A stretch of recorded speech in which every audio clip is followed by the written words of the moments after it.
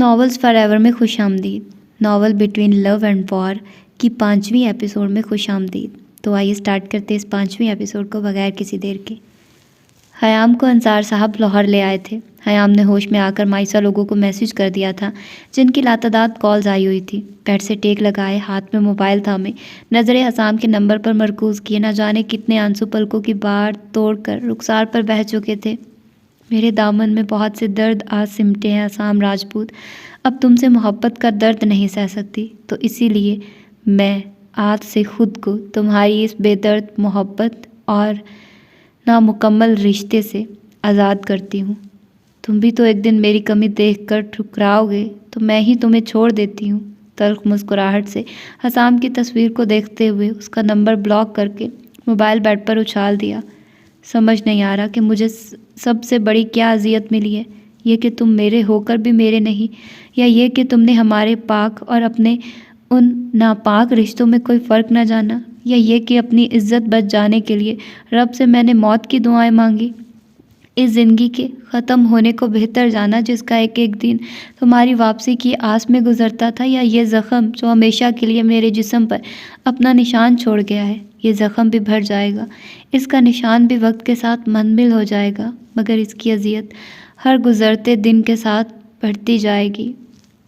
माए नी मैं किन्नू आखा, दर्द विछोड़े दा हाल नी, दुखा दी रोटी 16 दा सालन, आहे दा पालन बाल नी, माए नी मैं किन्नू आखा, दर्द विछोड़े दा हाल नी। धुआं दिखे मेरे मुर्शिद वाला, जा भोला ता लाल नी, माए नी मैं किन्नू आखा, दर्द विछोड़े दा हाल नी। जंगल बेले फिरा ढूंढ दी मैं, अजे ना लालो लाल नी, कहे हुसैन फ़कीर साईं दा, शो मिले ता थेवा नाल नी, माए नी मैं किन्नू आखा, दर्द विछोड़े दा हाल नी। मैंने अना को कभी जीतने दिया नहीं माँ, मगर मेरी मोहब्बत हार गई। मुझे हसाम राजपूत की मोहब्बत जीते जी मार गई माँ। वो मेरे वजूद का हिस्सा होकर मेरे दर्द से अजान कैसे है। आपने बहुत गलत कर दिया मेरे साथ। मामा कमरे में हयाम की सिसकियाँ और आहें सारी रात गूंजती रही, और फिर इन आंसुओं में हयाम राजपूत की सारी शख्सियत भी धुल गई। क्यों मैं ही क्यों अल्लाह, हरम अंसारी ही क्यों? अपने कमरे की हर चीज़ को ज़मीन बोझ करते हुए आंसुओं से तर चेहरे के साथ अरहम ने चिल्लाते हुए कहा, 2 औरतों से मोहब्बत की, लेकिन उन दोनों की ही मोहब्बत मेरी ज़ात नहीं। ऐसा क्यों? घुटनों के बल ज़मीन पर झुककर धाड़े मार मार कर रोते हुए अरहम अंसारी कहीं से भी वो मजबूत शख्स नहीं लग रहा था जिसकी वजाहत पर यूनिवर्सिटी की न जाने कितनी लड़कियां मरती थी, जिनको वो पढ़ कर भी नहीं देखता था। 6 फुट से निकलता कद, भूरे सिल्की बाल जो उसके माथे पर बिखरे रहते थे, तीखी नाक जो उसके मगरूर होने की निशानदेही करती थी, चेहरे पर बला की संजीदगी और हल्की बियर्ड जो उसकी वजाहत में इजाफा करती थी। वो शख्स जो दुनिया के लिए बिल्कुल उल्ट और हयाम के लिए बस उसका अरहम था, जिसके नरम लहजे, नरम मोहब्बत की आंच लिए नज़रों पर सिर्फ हयाम राजपूत का हक था। लेकिन अरहम अंसारी को ये अदराक बहुत देर से हुआ कि उस पर हर हक रखने वाली लड़की पर उसका कोई हक नहीं। अब तो वो उसे मोहब्बत भरी नज़रों से देखेगा तो खुद की नज़रों में गिर जाएगा। वो उसकी नहीं, ये हकीकत कितनी जानलेवा थी। कोई अरहम अंसारी से इस वक्त पूछता, जिस लड़की के बचपन से ख्वाब सजाए वो किसी और की हकीकत थी। ये हकीकत किसी तेज़ धार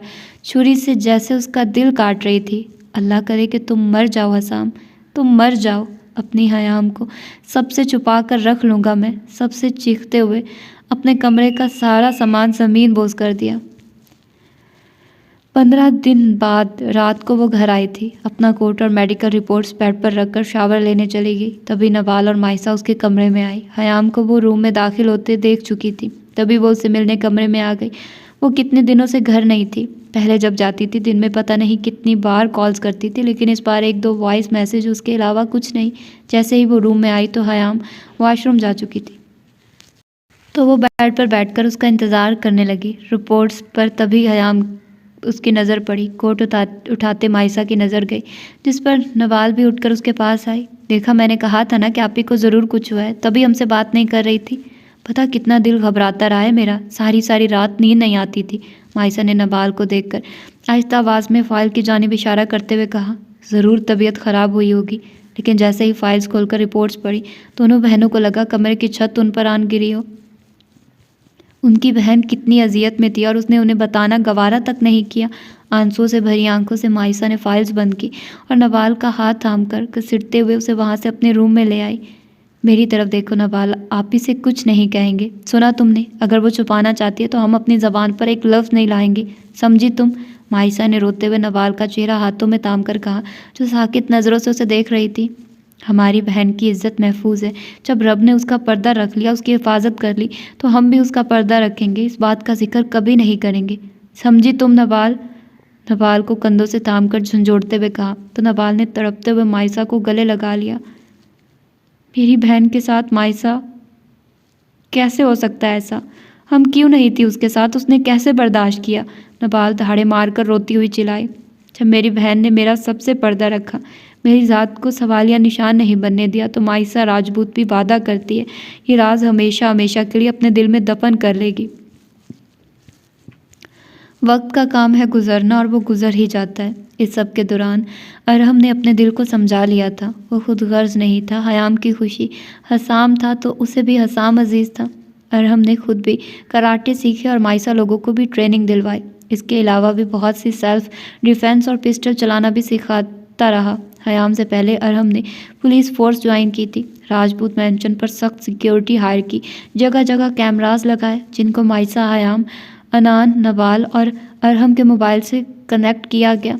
हयाम लोगों की कार्स के फ्रंट और बैक साइड पर भी अरहम ने कैमरास लगाए। इस अरसा के दौरान उन पर काफ़ी बार अटैक्स हुए जो इस तरह से किए गए कि वो हादसा ही तस्वुर होते, मगर हर बार अरहम और हयाम अनान लोगों की ढाल बन जाते और दुश्मन हर बार मुंह के बल गिरता। उन्हें अभी तक इस साजिश का मालूम नहीं हुआ था, क्योंकि कैसर हयात ने बयान में कहा था कि उसकी हयाम पर नीयत ख़राब हुई थी। बाकी हयाम को भी कुछ याद नहीं था कि जब उसे मारा जा रहा था तब वो क्या कह रहे थे। उन्हें काफ़ी लंबी सज़ा हुई थी, लेकिन बाद में उन्हें कराची की जेल में शिफ्ट कर दिया गया था, जिसके बाद हयाम लोगों ने कभी उस जानिब ध्यान ही नहीं दिया। और अब कैसर हयात अपने रिसोर्सेज इस्तेमाल करके बाहर आ गया था। वो कब आया ये भी उन्हें पता न चल सका, लेकिन अब जंग का आगाज़ था जो वो मर कर भी जीतने को तैयार थे। कमरे में मौत सा सन्नाटा छा गया था। दानियाल ने अपनी मुट्ठियाँ भींच कर गुस्सा जब्त करना चाहा। बसाम को इतनी सर्दी में भी अपना दम घुटता महसूस हुआ। आंखें लाल अंगारा हुई थी। हाथ बढ़ाकर लैपटॉप बंद किया और एकदम से अपनी जगह से उठ खड़ा हुआ, जबकि हसाम अपने हाथों में मौजूद हयाम की मेडिकल रिपोर्ट्स पर नज़रें जमाए बैठा था। बसाम ने बिना किसी की तरफ देखे बाहर की जानिब कदम बढ़ाए तो फ़ातीन अपनी जगह से उठकर उसके पीछे भागा।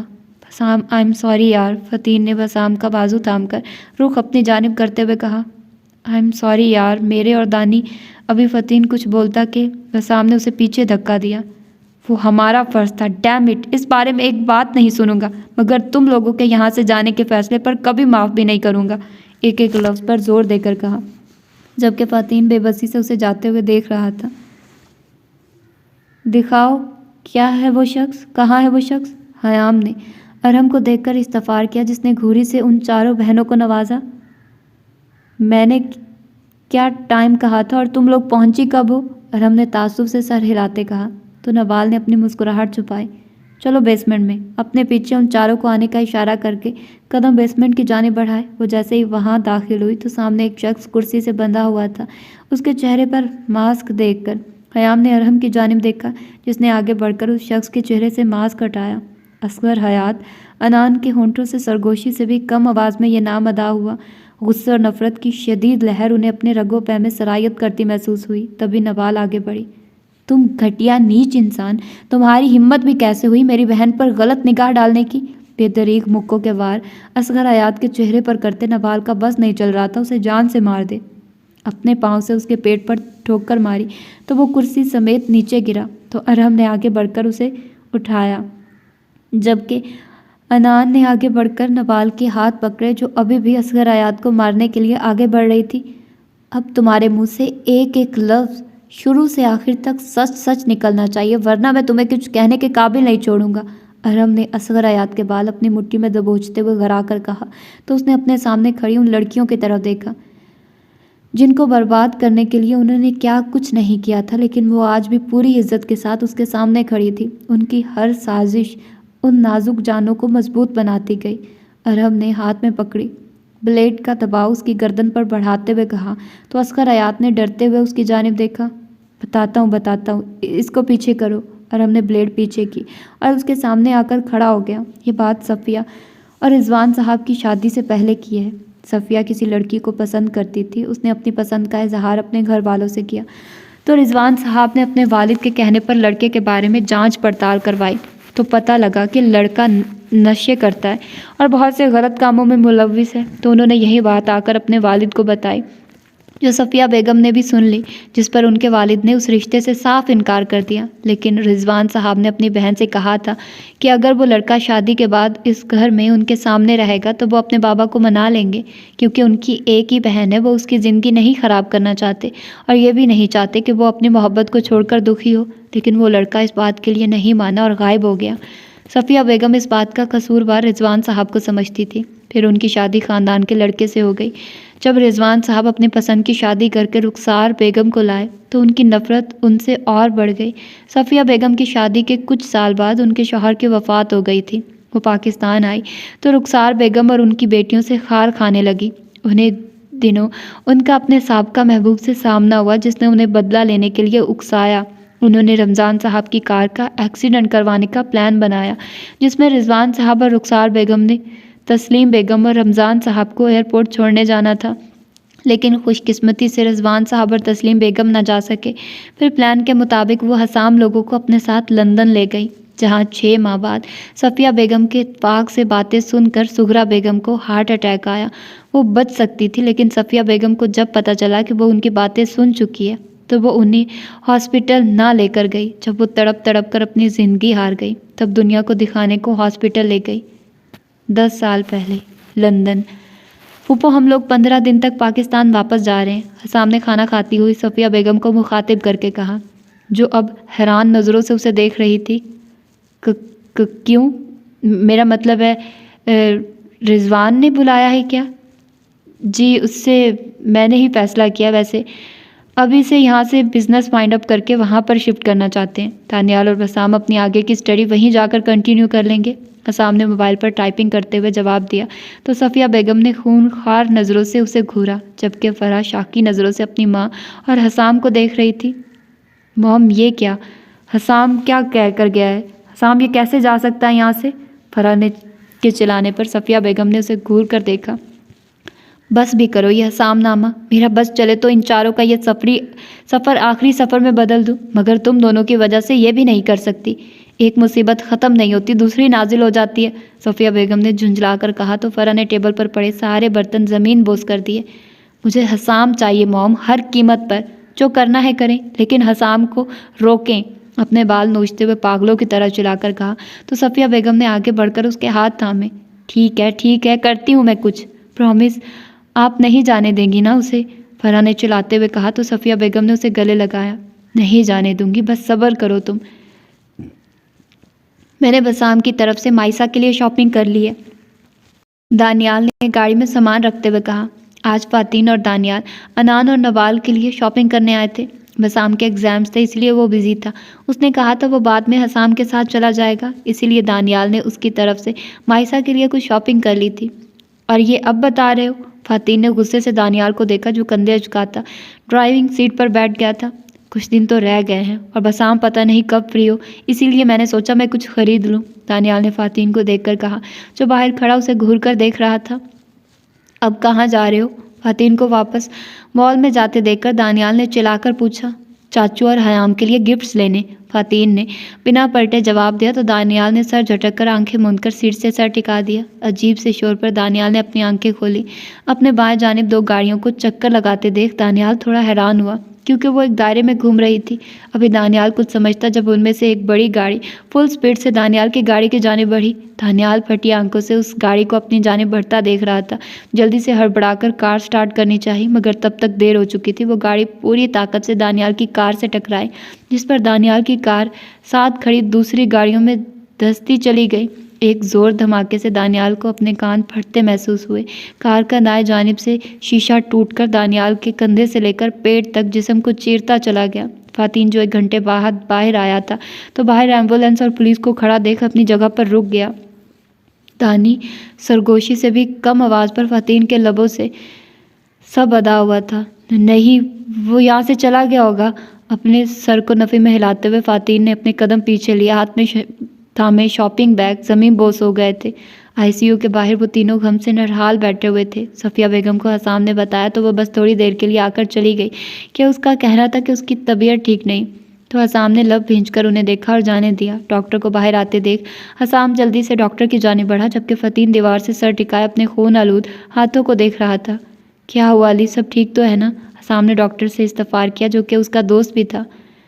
यार, हसाम ने बहुत कोशिश की, लेकिन डॉक्टर ने बेबसी से उसकी उजड़ी हालत के बारे में बताया। लेकिन क्या? दानियाल कोमा में जा चुका है। उसे कब तक होश आता है हम नहीं जानते। शायद 1 दिन तक, 1 हफ्ता या 1 साल, हम कुछ कह नहीं सकते। हसाम लड़खड़ाकर 2 कदम पीछे हुआ और नाम आंखों से आईसीयू के बंद दरवाजे को देखा, जहाँ उसकी माँ का लाडला बेटा जिंदगी और मौत की जंग लड़ रहा था। हसाम को अपनी जान निकलती महसूस हो रही थी। अब ना वो आएगा होश में, ना ये भाई उस छोड़कर जाएंगे पाकिस्तान। सफ़िया बेगम की बात पर फहद ने कहका लगाया। अब ना वो जिंदों में है, ना ही मुर्दों में। सारी उम्र पड़ा रहेगा उस बिस्तर पर, और वो तीनों भाई उसकी खिदमत में लगे रहेंगे। और उधर वो उनकी बेवफाई पर रोती सिसक सिसक कर मर जाएंगी। और मैं बहुत जल्द हसाम से शादी कर लूँगी। सफ़िया बेगम की बात ख़त्म होने पर फ़राह ने अपना मोबाइल सामने करते हुए कहा, जिसकी वॉल पर हसाम की तस्वीर लगी हुई थी। आज 2 साल बाद दानियाल की रिपोर्ट्स में इम्प्रूवमेंट शो हुई थी। हसाम हॉस्पिटल जाने के लिए रेडी हो रहा था जब उसे अपने कमरे में कोई दाखिल होता महसूस हुआ। उसे लगा शायद फ़तीन होगा, इसलिए वो मसरूफ़ सा अपने बैग में इम्पॉर्टेंट बुक्स रख रहा था कि वो रात वहाँ स्टडी कर लेगा, कि तभी अपने शर्टलेस सीने पर किसी के हाथों का लम्स महसूस हुआ। हसाम ने चौंक कर अपने सीने की तरफ देखा। वो पल में पहचान गया था कि ये कौन हो सकता है। तभी झटके से उसके हाथ पीछे करके सना को धक्का दिया। बेड पर पड़ी अपनी शर्ट पहनकर उसकी तरफ रुख किया, जो डिठाई से मुस्कुराती उसे देख रही थी। कम इन बॉबी, ये आजकल तो सब नॉर्मल है। तुम क्यों हमेशा टिपिकल पाकिस्तानी मर्दों की तरह बिहेव करते हो? अपने हाथ बसाम के सीने पर रखते हुए कहा, जो खूनख्वार नज़रों से उसे ही देख रहा था। Just shut up. अगर मैं टिपिकल मर्द बना ना, तो तुम्हारी घटिया हरकत पर गैरत के नाम पर जिंदा ज़मीन पर गाड़ दूंगा। सना की गर्दन अपने हाथ में दबोचते हुए कहा और एक ही झटके में पीछे की जानिब धक्का दिया। मुझमें क्या कमी है जो तुम मेरी तरफ देखते भी नहीं? सना एक ही झटके में उठकर बसाम के रूबरू खड़ी हुई, जो हकारत से उसे देख रहा था। आउट। 2 सेकंड में अपनी घटिया शक्ल गुम करो, बसाम ने घराकर कहा और अपना रुख बेड की जानिब करके अपने बुक्स बैग में रखने लगा कि तभी सना ने बसाम को कंधे से थामकर रुख अपनी जानिब किया। नहीं, तुम बताओ क्या कमी है मुझमें, और उस माइसा में क्या कुछ ऐसा है? मैंने उसको तस्वीरों में देखा है, कुछ भी तो खास नहीं है उसमें। सना ने चिल्लाकर कहने पर बसाम ने उसे कंधों से पकड़कर पीछे किया और उसके दाएं गाल पर जोर से थप्पड़ मारा। बीवी है वो मेरी, मेरे वजूद का हिस्सा है, और इससे ज़्यादा तुम्हें उसके बारे में कुछ जानने और कहने की कोई ज़रूरत नहीं है। वो सिर्फ़ और सिर्फ मेरी है और मेरी ही रहेगी। तुम्हारी तरह अपना आप लोगों को पेश नहीं करेगी। अब दफ़ा हो जाओ, इससे पहले कि मेरा सब्र जवाब दे जाए। लहजे में आग सी तपिश और धार ने सना ने नम निगाहों से उसकी जानिब देखा और फिर से बसाम की तरफ बढ़ी। तो हाँ, रखो उसे बीवी, बस मुझे अभी भी अपनी कुर्बत के कुछ पल दे दो, सना उसके पीछे आते हुए बोली। फ़ातीन ने बाजू से थामकर सना का रुख अपनी जानिब किया और उसे घसीटते हुए बाहर लाउंज में लाया। फुफ्फो कराकर सफ़िया बेगम को आवाज़ दी, जो अपने कमरे में थी। फ़ातीन के चिल्लाने पर भागकर बाहर आई। छोड़िए मुझे, कुछ गलत नहीं किया था मैंने। चिल्लाने पर फ़तीन ने न जाने कितने थप्पड़ उसके गाल पर रसीद किए। घटिया लड़की, शर्म नहीं आ रही ऐसी बातें करते हुए? छोटी बहन की तरह तुमसे सब प्यार करते हैं और तुम इस तरह की हरकतें कर रही हो। बाने दूर फेंका कि फ़तीन घर आया तो सफ़िया बेगम जल्दी से आगे बढ़ी। क्यों मार रहे हो मेरी बेटी को फ़तीन? सफ़िया बेगम ने नफरत से चिल्लाकर कहा तो फ़तीन ने सर झटका। अपनी बेटी से करतूत पूछिए फुप्पो। क्या लेने गई थी यह शाम के कमरे में इस वक्त और रात के इस टाइम? तो तुम्हारे भाई ने ही बुलाया होगा, वरना लड़की को क्या ज़रूरत है उस कमरे में जाने की? सफ़िया बेगम ने कहा तो फ़तीन ने हैरत से उसकी जानिब देखा। ठीक है, बुलाया होगा, लेकिन आज मैं एक बात वाज़ेह कर दूं, बसाम राजपूत मेरी बहन माहिसा राजपूत का शौहर है। अगर उसने माहिसा के साथ बेवफाई करने की कोशिश की या कोई लड़की उसके करीब आई, मैं खुद दोनों को अपने हाथों से शूट करूंगा। आई समझ सबको? फतीन ने बसाम की जानिब रुख करके चिल्लाकर कहा तो उसने तासुब से सर हिलाया। और फुप्पो, इतना अफसोस करने की ज़रूरत नहीं। आपकी बेटी के लिए सबसे आजकल जो ये काम कर रही है ना, इसको कोई ना कोई मिल ही जाएगा। सना के ने उसके तंजिया लहजे में लुटाते फतीह ने बसाम की जानिब रुख किया और उसे लेकर कमरे की तरफ बढ़ा। तुम्हें क्या ज़रूरत थी पुप्पो से बदतमीज़ी करने की? हसाम ने तासुब से फतीन को देख कर कहा, जो दानियाल के पास खड़ा अपने हाथ से उसके बाल संवार रहा था। मुझे नहीं पता क्यों, मगर मुझे उनसे चिढ़ होने लगी है भाई। अगर पाकिस्तान नहीं जा सकते तो मुझे बताएं, क्योंकि मैं मज़ीद उनके साथ एक ही घर में नहीं रह सकता। मैं अपने फ्लैट में शिफ्ट हो जाऊं? फतीह ने झुंझला कर जवाब दिया तो हसाम ने अपनी पेशानी मस ली। इसे खुद कुछ समझ नहीं आ रही थी। वो जितना टाइम बिजनेस को देता, जितनी मेहनत करता, सब कुछ परफेक्ट होने के बावजूद भी वो नाकाम हुए जा रहा था। ठीक है, पाकिस्तान तो अभी जा नहीं सकते जब तक दानियाल होश में नहीं आ जाता। अगर बसाम और तुम में से कोई फ्री होता तो मैं चला भी जाता, लेकिन अब कैसे दानियाल को अकेले छोड़ दूँ? हसाम ने बेबसी से अपने से सोफे की पुष्ट से टिकाते हुए कहा तो फतीह ने गहरा सांस लिया और हसाम के पास आकर बैठा। मेरा लास्ट सेमेस्टर है, इसके बाद पाकिस्तान चले जाते हैं, वहाँ पर जॉब स्टार्ट करेंगे। फतीह की बात पर हसाम ने इस बात में सिर हिलाया। मुझे ये कहना था कि मुझे मेरी यूनिट टीम के साथ मैनचेस्टर जाना है कुछ दिन के लिए। आप संभाल लेंगे ना ये सब? फतीह ने झिझकते हुए कहा तो हसाम ने उसके कंधे पर हाथ रखकर तसल्ली दी। तुम जाओ यार, आई विल हैंडल इट। जिस पर फतीह मुस्कुरा दिया और सामने लेटे दानियाल को देखा, जो पिछले 2 साल से अभी तक होश में नहीं आया था। उन्होंने ये बात रिजवान साहब को नहीं बताई थी। वो नहीं चाहते थे कि वो फिक्रमंद हो, लेकिन अनान लोगों से रब्ता करने की कोशिश ज़रूर की थी। फतीह और दानियाल उनके लिए गिफ्ट्स भी भेजते थे, मगर सफ़िया बेगम के खरीदे गए चौकीदार वो तहफ़ उन तक पहुंचने ही नहीं देते। फिर जब उनको कोई जवाब मौसूल ना हुआ तो उन्होंने अपने पास रखना शुरू कर दिए। फतीह ने अपना सामान डिग्गी में रखकर कार स्टार्ट की और यूनी की जानिब जाने लगा। जब रास्ते में उसकी कार के सामने एक कार आकर रोकी तो फतीह ने ब्रेक लगाई और कार से बाहर आया, जबकि दूसरी कार से 4 नकाबपोश निकलकर फतीह की जाने बढ़े। अभी फतीह कुछ करता कि उनमें से एक ने आगे बढ़कर फतीह की गर्दन पर इंजेक्शन इंजेक्ट किया, जिसके बायस फतीह को अपना जिस्म बेजान होता महसूस हुआ। पल में आंखों के आगे अंधेरा छाया और वहीं ज़मीन बोस हो गया। फतीह की आंख खुली तो खुद को रस्सियों से जकड़े हुए पाया। इर्द गिर्द अंधेरे के सिवा कुछ नहीं था। न जाने कितनी देर बाद दरवाज़ा खुलने की आवाज़ पर फतीह ने बाएं जानिब देखा। दरवाज़ा खुलने पर कमरे में थोड़ी सी रोशनी दाखिल हुई तो फतीह ने देखने की कोशिश की, लेकिन नाकाम रहा कि तभी अपने चेहरे के सामने एकदम से लाइटर के जलने पर फतीह ने चेहरा पीछे किया, जबकि सामने मौजूद शख्स सिगरेट सुलगा रहा था। कौन हो तुम और क्यों लाए हो मुझे यहाँ? फतीह ने घरा कर कहा तो अंधेरे में डूबे कमरे में कहके गूंजे, जिस पर फतीह को पता चला कि वहाँ एक नहीं ज़्यादा लोग मौजूद हैं। और फिर सामने खड़े शख्स ने बिना फतीह को समझने का मौका दिया उसके सीने पर सुलगती हुई सिगरेट दाग दी, जिस पर फतीह ने होंठ भींचकर अपनी चीख रोकी। और फिर वहाँ मौजूद सब ने ही फतीह के सीने और पुश्त पर जगह जगह सिगरेट दागी। सब का दामन हाथ से छूटा तो फतीह की चीखें उस खामोश कमरे में गूंजी, जहाँ अब उस पर तशद्दुद किया जा रहा था। और फिर न जाने कितने दिन वक्फे वक्फे से उसके जिस्म पर सुलगती हुई सिगरेट दागी जाती और तशद्दुद किया जाता जिंदा रखने को। ज़बरदस्ती न जाने वो फतीह को ज़बरदस्ती क्या खिलाते रहे, जिस पर पहली बार फतीह ने अपने चेहरे का रुख बदल लिया, मगर उन लोगों ने इस बात पर उस पर और तशद्दुद किया। और फिर एक दिन फतीह को दरवाज़ा खुलते हुए महसूस हुआ। अपने बेजान होते जिस्म को हरकत देखकर फतीह ने सामने देखना चाहा, जहाँ से कोई भागता हुआ उसकी जानिब आ रहा था, लेकिन इतने दिनों बाद रोशनी आंखों पर पड़ने से वो कुछ देख नहीं पा रहा था। फतीह हसाम एक ही जश्न में फतीह तक पहुंचा और उसका खून से तर चेहरा अपने हाथों में थामा, जबकि बसाम ने रोते हुए अपने भाई के हाथ खोलना शुरू किए। पेट से रस्सियाँ उतारकर नीचे फेंकी तो फतीह बेजान वजूद के साथ हसाम पर गिरा, जो घुटनों के बल बैठा फतीह को देख रहा था, जिसका सीना जख्मों से चूर था।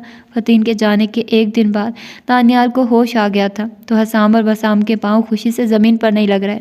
अपनी खुशी में वो फतीह को तो भूल ही गए थे, मगर अगले ही दिन हसाम ने फतीह को कॉल की तो उसका नंबर ऑफ था। उसे लगा वो बिज़ी होगा, बट नेक्स्ट डे फिर ट्राई किया, तब भी नंबर ऑफ होने पर हसाम ने यूनी से उसके ग्रुप के मेंबर्स के नंबर हासिल किए। तब उनसे रब्ता करने पर उसे मालूम हुआ कि वो तो उनके साथ गया नहीं। तब हसाम ने पुलिस से रब्ता किया और फिर इतने दिनों की तलाश के बाद वो उन्हें मिला। पुलिस का कहना था कि ये चोरों का काम है, क्योंकि फतीह की कार, उसका वॉलेट, मोबाइल सब कुछ गायब था और अब वो लोग भी उस जगह से गायब थे। मगर हकीकत तो कुछ और थी। ये सब सफ़िया बेगम ने अपनी बेटी का बदला लेने के लिए किया था। फ़तीन उस हादसे के बाद काफ़ी डिप्रेशन में चला गया था। उसने अपनी स्टडी भी छोड़ दी थी। रातों को उठ कर चिल्लाने लगता। उसे न जाने कितने साल वो सुलगती हुई सिगरेट अपने वजूद पर महसूस होती। हसाम लोगों के लिए उसे संभालना बहुत मुश्किल हो गया था। हर बार पाकिस्तान आने की ख्वाहिश उनके लिए आजमाइश ही लाई थी। लेकिन फ़तीन की जो कंडीशन थी, इसके बाद वो उसे नहीं छोड़ सकते थे। 6 साल उसे इस सब से निकलने में लगे। फिर उसने अपनी स्टडी कंप्लीट की और हाउस जॉब 6 माह तक वहीं की। और फिर दानियाल और फ़तीन ने बिना किसी को बताए पाकिस्तान जाने का प्लान बनाया, जिसका उन लोगों ने एक दिन पहले सफ़िया बेगम को बताया, जो हक तक सी रह गई। सफ़िया बेगम का मकसद फ़तीन और दानियाल को मरवाना था, जबकि हसाम और बसाम से अपनी बेटियों की शादी करवाना। इसीलिए उन्होंने अनान और नवाल की बजाय माइसा और हयाम को टारगेट किया। अगर वो दोनों मर जाती तो फिर वो अपनी बेटियों की शादी हसाम और बसाम से करवा पाती, वरना तो शायद वो कभी ना करते और दानियाल और फ़तीन को मरवाने से सारी जायदाद हसाम और बसाम के हिस्से आती। असगर हयात जैसे जैसे बता रहा था, नवाल और अनान को अपना खून खौलता महसूस हो रहा था। तुम घटिया इंसान, तुम्हें मैं छोड़ूंगा नहीं। उसने असगर हयात की बात होने पर अनान एकदम से उस पर झपटी और उसको लातों घोंसों से मारना शुरू कर दिया। मार से नढाल होकर असगर हयात का सर एक जानिब को ढलक गया। मेरा फा हयाम, अनान ने चिल्लाकर चीखते हुए कहा। वो इतनी तकलीफ से गुजरा, इस चालबाज औरत की वजह से। छोड़ूंगी नहीं मैं उसे, अनान ने चिल्लाकर कहा तो माइसा ने आगे बढ़कर उसे गले लगाया। रिलैक्स रिलैक्स अनान, छोड़ेंगे नहीं, उन्हें गिन गिन कर बदले लेंगे, अपने ताया ताई का, अपनी माँ का और भाई लोगों का भी। जस्ट डोंट वरी, अब तो सब हमारे सामने है ना, माइसा ने अनान का चेहरा अपने हाथों में भरकर कहा, जो गुस्से से गहरे गहरे सांस लेती खूनख्वार नज़रों से असगर हयात के नीम जान वजूद को देख रही थी, जबकि नवाल दरवाज़ा खोलकर बाहर चली गई थी। अस्सलाम वालेकुम भाई, दानियाल अपने मोबाइल से मैसेज लिखकर हसाम को सेंड किया। हसाम, जो फ़तीन और दानियाल के साथ शामिर के साथ बैठे आगे का प्लान डिस्कस कर रहे थे, मैसेज टून पर चौंका। मैसेज ओपन किया तो मैसेज पढ़कर उसके होंठों पर मुस्कुराहट रेंग गई। नंबर उसके पास सेव नहीं था, मगर वो जानता था कि करने वाली कौन होगी। दानियाल, अपने फार्म हाउस जाओ तुम, नवाल को फार्म हाउस का एड्रेस सेंड करके दानियाल से कहा, जो हैरान नज़रों से हसाम को देख रहा था। क्या मतलब? दानियाल ने नासमझी से पूछा तो फ़तीन ने अपनी मुस्कुराहट छुपाने को सर झुका लिया। जब हसाम कह रहा हो कि जाओ तो जाओ, बड़ों में तुम्हारा क्या काम, उसने गुस्से से कहा तो दानियाल ने कुछ समझकर उठ खड़ा हुआ और शामिर से सलाम करके उन दोनों को नासमझी से देखते हुए कदम बाहर की जानिब बढ़ाए। फ़तीन ने हड़बड़ाकर जैकेट की अंदरूनी जेब से मोबाइल निकाला, जो कि मुसलसल बजना शुरू हो गया था, जिस पर शामिर और हसाम ने घूर कर फ़तीन को देखा, जो खजल सा हो गया। स्क्रीन पर अनान का नंबर देख फ़तीन ने अपने होंठ भींचे और कॉल कट कर दी। अभी वो मोबाइल साइलेंट करता जब फ़ोन दोबारा बजना शुरू हो गया। शामिर ने उठकर कदम उसकी जानिब बढ़ाए और बाजू से थामकर फ़तीन को बाहर किया और दरवाज़ा उसके मुंह पर बंद कर दिया, जबकि फ़तीन हक धक्सा कभी हाथ में मुसलसल बजते फ़ोन को देखता, कभी सामने बंद दरवाजे को। क्या मसला है आपके साथ, मिस अनान राजपूत? फाड़ खाने वाले अंदाज में चिल्लाया तो अनान ने फ़ोन अपने कान से पीछे हटाया और घूर कर उसे देखा। मैं पता नहीं किस जगह पर हूँ और यहाँ दूर दूर तक कोई भी नहीं। प्लीज़ जल्दी आ जाओ प्लीज़। अनान की नम आवाज़ सुन के फ़तीन को अपनी जान निकलती महसूस हुई। जल्दी से अपनी कार की जानिब भागा। मुझे लोकेशन सेंड करो। फ़तीन को फ़ोन का मैसेज किया। अगले ही पल लोकेशन सेंड कर दी गई, जिसे देखकर फ़तीन ने बार बार कॉल की तो नंबर आगे से ऑफ मिला। शिट यार, और आधे घंटे का सफ़र 10 मिनट में तय करता। फ़तीन उस जगह पहुंचा जहां अनान मैडम टैक्सी से टेक लगाए खड़ी थी, जिसे देखकर फ़तीन ने गुस्से से अपने लब खींचे। फ़तीन को आता देख अनान ने टैक्सी वाले को जाने का इशारा किया और ख़ुद कदम फ़तीन की जानिब बढ़ाए, जो गुस्से से कार के पास खड़ा अनान को घूर रहा था, जबकि अनान मुसलसल मुस्कुराती नज़रों से फ़तीन को देख रही थी। दोनों के दरमियान के 12 कदम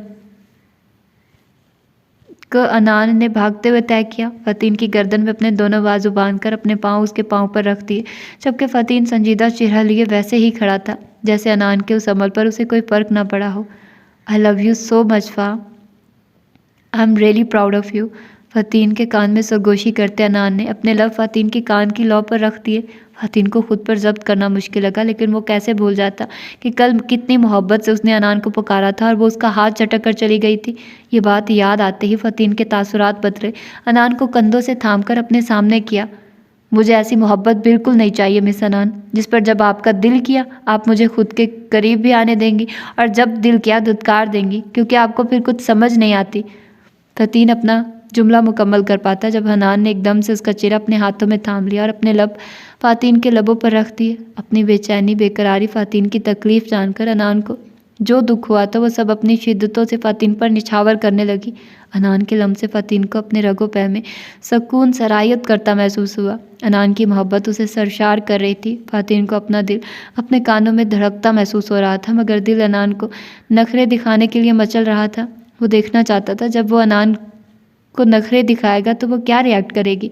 इसलिए अनान को कमर से थामकर पीछे किया। जब आंखों में सुर्ख डोरे लिए फतीन की तरफ देख रही थी, जिस पर फतीन ने एक बीट मिस की।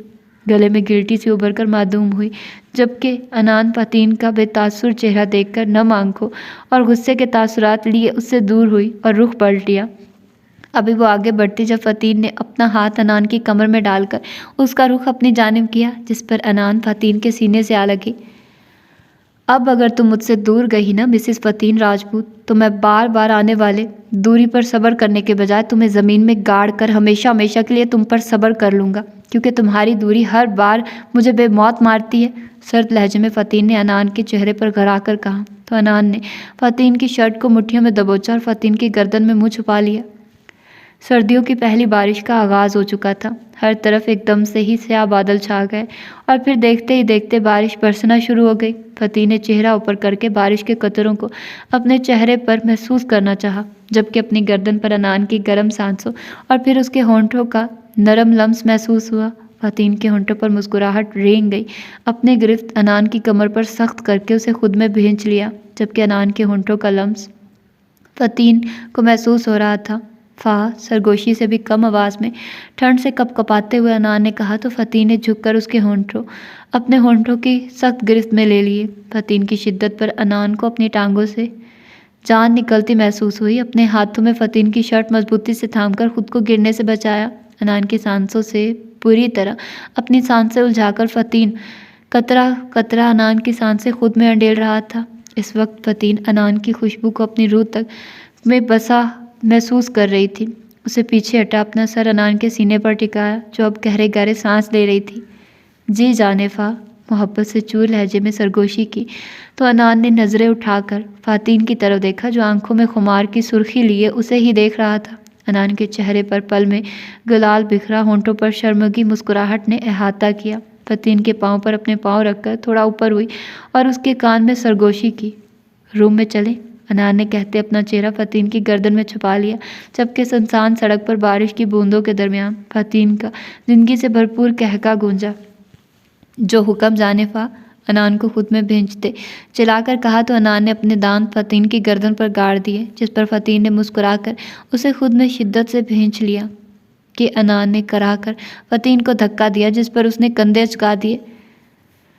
रेड कलर की फ्रॉक पहनकर नवाल आईने के सामने आई, हाथों में रेड कलर की कांच की चूड़ियाँ पहने, रेड ही लिपस्टिक से अपने होंठों को सजाए और बालों को पीछे पुश्त पर छोड़ दिया। रेड कलर की हील पहने आईने के सामने खड़ी थी। रेड पाँव को छूती फ्रॉक, जिसकी बैग कंधों से लेकर कमर तक डोरियों से बंधी हुई थी और जिस पर गोल्डन कलर का काम हुआ था। बाल हटाकर आखिरी डोरी को बांधा और फिर बाल पुश्त पर खुले छोड़ दिए। परफ्यूम उठाकर खुद पर स्प्रे किया और दानियाल का रद्द अमल सोचकर दांतों तले होंठ दबाया और कदम दरवाजे की जानिब बढ़ाए।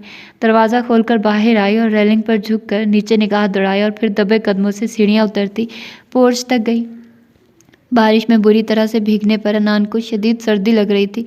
वो फातिन को लिए अपने फार्म हाउस आई थी। रूम में आते टॉवल से फातिन के बाल खुश किए और अब आईने के सामने खड़ी अपने बाल खुश कर रही थी, जब फातिन ने पीछे से अनान को अपने असार में लिया। आईने में नज़रें अनान के भीगे सरापे पर मरकूज करके अपने होंठ अनान की गर्दन पर रख दिए। फातिन का नरम गरम लम्स महसूस करके अनान ने आंखें मूंद ली, फिर अपना रुख फातिन की जानिब किया।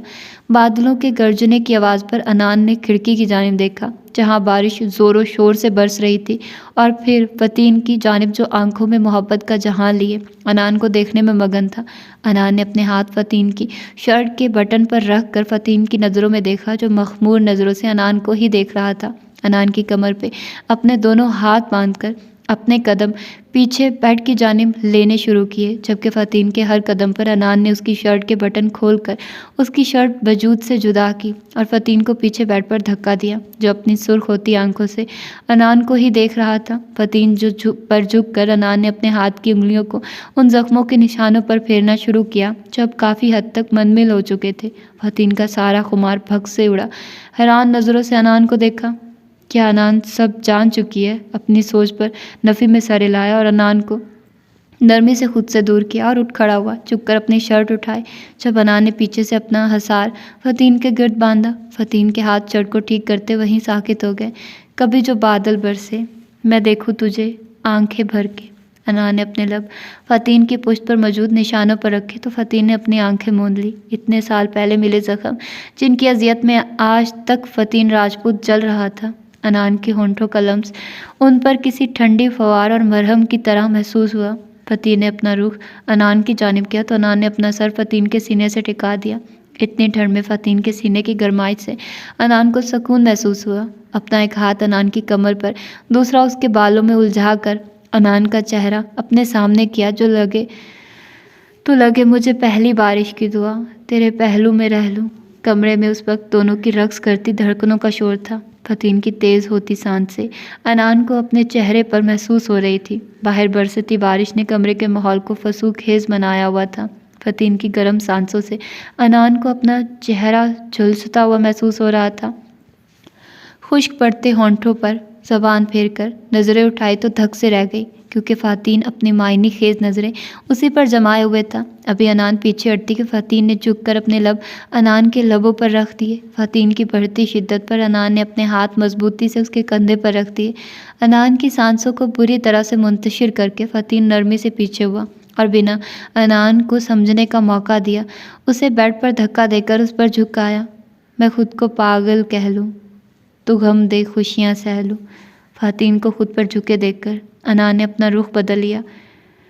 रूम में आने का फ़ैसला मिसेस आप का ही था, तो अब ये गुरेज कैसा? अनान की पुश्त पर अपनी 2 उंगलियों को चलाने के अंदाज में आगे पीछे करते हुए कहा तो फ़तीन की रीढ़ की हड्डी में सनसनाहट सी हुई। एक झटके में शर्ट पर लगी जिप को खोलकर शर्ट दोनों कंधों से खिसकाई और अपना शिद्दत भरा लम्स अनान की कमर पर छोड़ने लगा। फ़तीन के उस अमल पर अनान ने शीट को अपनी मुट्ठियों में दबोच लिया।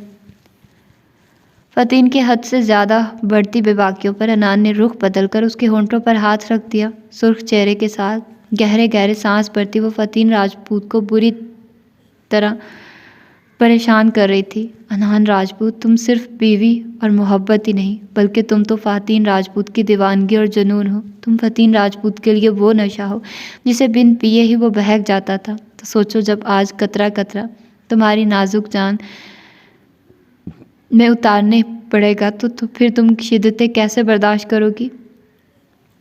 गर्दन में छुपाकर वो गहरे गहरे सांस ले रही थी तो अनान को लगा जैसे जिस्म का सारा खून उसके चेहरे पर सिमट आया हो। कोई नहीं तेरे सिवा मेरा यहाँ, मंजिल मेरी तू सब यहाँ। अपनी गर्दन पर फ़तीन का शिद्दत भरा लम्स और हल्की बियर्ड की चुभन महसूस करते अनान ने अपने हाथ फ़तीन की पुश्त पर रखने चाहे तो फ़तीन ने उन्हें अपनी सख्त गिरफ्त में लेकर उन्हें बेड पर सर के ऊपर लॉक कर दिया। अनान की गर्दन पर जा बजा अपनी जनूनियत की छाप छोड़ते वो अनान के कमज़ोर से एहतजाज को मुकम्मल तौर पर नज़रअंदाज कर दिया। मिटा दे सभी, आजा फासले, मैं चाहूँ मुझे खुद से बांट ले, और बहका दिया तो झिलो भी। अनान का सर तकिए पर रखकर कंफर्टर खोलकर अपने और अनान के वजूद को उसमें गुम करके पूरी शिद्दत से अनान के होंठों पर झुक आया। बाहर बादल बरस रहे थे और अंदर फ़तीन राजपूत अपनी मोहब्बत की शिद्दत में अनान राजपूत को पूर भिगो रहा था। गुजरती रात में फ़तीन राजपूत की शिद्दतों में इजाफा होता चला गया, जबकि अनान ने फ़तीन की मायनी खेज नज़रों से बचने के लिए उसके सीने में ही खुद को छुपाना चाहा। ज़रा सा तुम मुझ में झांक ले, मैं हूँ क्या। मिनी काउच पर बैठे, अपने पांव ज़मीन पर फैलाए, हाथ में सिगरेट को सुलगाते दानियाल राजपूत खुद को भी एक अनदेखी आग में जलता हुआ महसूस कर रहा था। बाहर होती ज़ोरों शोर से बारिश भी उसे अपने ख्यालात से निकाल ना पाई। इतनी ठंड होने के बावजूद भी दानियाल राजपूत को गर्मी से अपना दम घुटता महसूस हो रहा था। इसीलिए शर्ट के आधे बटन खोले, काउच के पीछे रखे टेबल से सर टिकाए, आतिशदान में दहकती आग को देख रहा था। अपने सीने में लगी आग के सामने। ये आग तो दानियाल राजपूत को बहुत मामूली लग रही थी। 11 साल की उम्र में उस घटिया औरत ने उससे माँ बाप छीन लिए। वो तो अभी माँ के लम्स और बाप की शफकत को ठीक से महसूस भी नहीं कर पाया था। और बसाम, वो कितना छोटा था, और इसके बाद उन चारों को उनकी जीने की वजह से अलग कर दिया, और क्या क्या जुल्म न किए उन पर। ये सोच कर ही उसके पूरे वजूद अंगारों पर घसीट लिया गया था। मायसा और हयाम की जगह नवाल होती तो ये सोच ही उसके लिए सुहान रू थी। दानियाल राजपूत तो सारी दुनिया को आग लगा देता। दुख उसे हयाम और मायसा के लिए भी बहुत था। बहनें थी वो दानियाल की, उनका बदला लिए बगैर भी वो चैन से नहीं बैठने वाला था। अगर वो औरत दानियाल की तरह उन्हें भी जान से मरवाने की कोशिश करती तो वो क्या कर लेता, मगर उस औरत ने उनकी इज्जतों पर वार किया। मौत पर तो एक ना एक दिन सब्र आ ही जाता है, मगर इज्जत जाने पर कभी सब्र नहीं आता। और वो दोनों तो उसके भाइयों की इज्जत थी। अभी वो उन्हीं सोचों में गुम था कि दरवाज़ा खुलने की आवाज़ पर आंखें खोलकर सामने देखा। खिड़की से आती रोशनी और आग की तपिश से सामने खड़ी नवाल का अक्स वाज़ेह हुआ। अपने सामने उस दुश्मन जान को तमाम हथियारों से लेस देखकर दानियाल ने आंखें दोबारा से मूंद ली, जबकि नवाल ने ताज्जुब से सर झटका। छोटे छोटे कदम लेती दानियाल की जानिब बढ़ी। अपने करीब चूड़ियाँ और हील की आवाज़ पर दानियाल को अपनी धड़कनें बेकाबू होती महसूस हुई। फिर अपना ख्याल समझकर सर झटका और ज़ोर से आंखें मींच ली, जबकि कमरे में फैलती नवाल की मखसूस खुशबू अपने हवासों पर छाती महसूस हुई। दानियाल के करीब आकर उसकी आंखें खोलने का इंतज़ार किया तो उसे ज़ोर से आंखें मीचे देख नवाल आहिस्ता से झुकी। अपना दायां कंधा दानियाल के बाएं साइड रखकर अपना हाथ उसके दिल के मकाम पर रखा तो दानियाल की तेज़ होती धड़कनें नवाल को अपने हाथ में धड़कती महसूस हुई, जबकि अपने सीने पर नरम गरम लम्स महसूस करके दानियाल ने अपनी आंखें वाह की। उसे अभी भी ये वहम लग रहा था। दानियाल की आंखों में बेयकीनी देखकर नवाल उसके सीने पर दोनों हाथ रख के थोड़ा ऊपर हुई और दानियाल की नाक पर अपने दांत गाड़ दिए, जिस पर दानियाल होश में आया और हैरानगी से नवाल को अपने सामने देखने लगा, जो अब शर्ट पर अपनी उंगली से डिज़ाइन बनाने में मसरूफ़ थी। मेरी परी यहाँ कैसे आई? नवाल की कमर में हाथ डालकर उसे अपने सीने में भींचते हुए सरगोशी में पूछा तो नवाल के होंठों पर मुस्कुराहट रेंग गई। उड़ते हुए? दानियाल के माथे पर बिखरे बाल अपने हाथ से पीछे करते हुए कहा तो दानियाल का मध्यम कहका गूंजा। दानियाल ने झुककर अपने लब नवाल के माथे पर जब्त किए तो नवाल ने आंखें बंद करके उस लम्स को रूह तक महसूस किया। दानी, थोड़ी देर बाद उसने नम आवाज़ में सर झुकाए दानियाल को मुखातिब किया। क्या हुआ दानी की जान? दानियाल ने तड़प कर कहा तो अपने हाथ उसकी गर्दन पर महसूस किए। नवाल के आंसू अपनी गर्दन पर महसूस करके दानियाल को अपनी जान निकलती महसूस हुई। वो उठ भी नहीं सकता था क्योंकि वो मुकम्मल तौर पर उस पर लेटने के अंदाज में झुकी हुई थी। क्या हुआ नवाल, सब ठीक है ना? किसी ने कुछ कहा है क्या? अपनी गिरफ्त नवाल की कमर पर मजबूत करते हुए उससे पूछा। आपने कहा था ना कि आप मेरे हर दर्द का अजाला करेंगे। नम आंखों से दानियाल की तरफ देखा। मैं सिर्फ अजाला ही नहीं करूँगा बल्कि उस दर्द देने वाले की जिस्म से खाल उधेड़ कर रख दूँगा। पहले नरम और फिर सख्त लहजे में कहता वो नवाल को कपकपाने पर मजबूर कर गया। अपना लम्स नवाल की आंखों पर छोड़ते उसके बोलने का इंतज़ार करने लगा, जो ठंड से कपकपाते वजूद के बायस दानियाल में छुपने की कोशिश कर रही थी। दानियाल ने मुस्कुराकर उसे देखा और साथ पड़े सोफे से हाथ बढ़ाकर अपनी ब्राउन शॉल पकड़कर नवाल का कपकपाता वजूद ढांप दिया। लेकिन मैं आपके हर दर्द का अजाला करना चाहती हूँ और आपसे बिला वजह नाराज़ होने के लिए सॉरी भी। मासूमियत से दानियाल के सीने पर थोड़ी टिकाए उसकी जानिब देखकर कहा तो दानियाल ने मुस्कुराकर उसकी जानिब देखा। मेरी नन्ही सी जान ये दोनों काम कैसे करेगी? नवाल की लिट कान के पीछे अड़सते मुस्कुराते लहजे में हैरत से इस्तफार किया तो नवाल ने खफकी से दानियाल को देखा। सॉरी तो हो गया ना?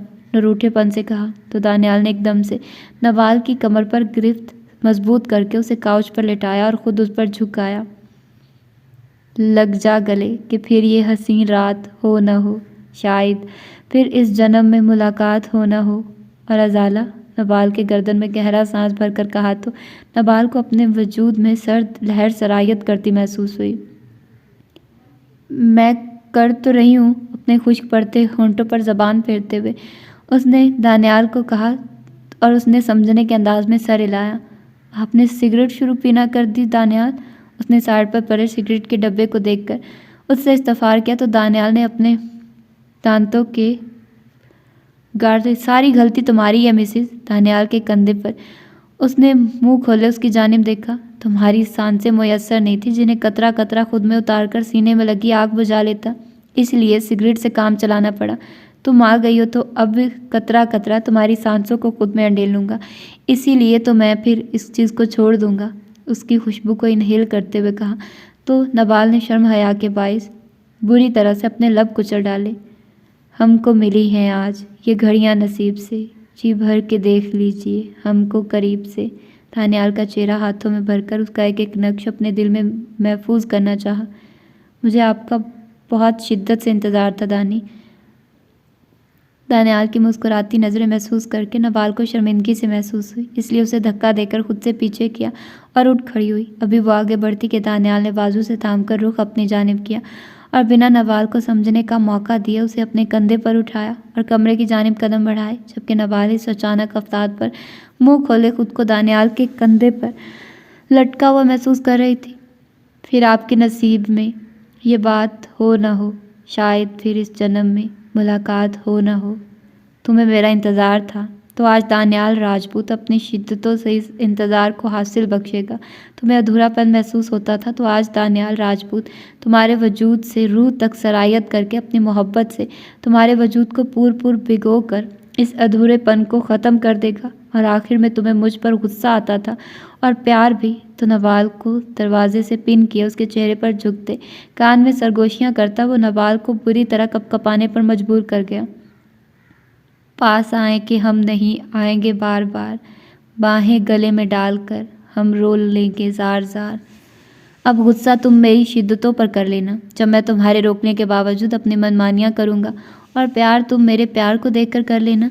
अपनी उंगली को नबाल की गर्दन पर ट्रेस करते उसे खुद में समेटने पर मजबूर कर गया। दानी, मेरा वो मतलब नहीं था, मुझे जाना है। कहाँ जाना है? नबाल के गर्दन में अपनी नाक को सलाते बोझल लहजे में सरगोशी की। घर।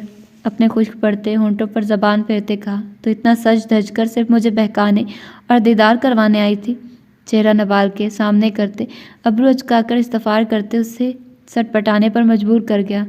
नहीं, वो तो मैं अभी बात मुकम्मल कर ही पाई थी कि उसके होंठों पर उसने उंगली रख दी। लेकिन वजह तुम मेरे लिए पूर सज कर आई हो, मुझे इस बात का सभी पता है।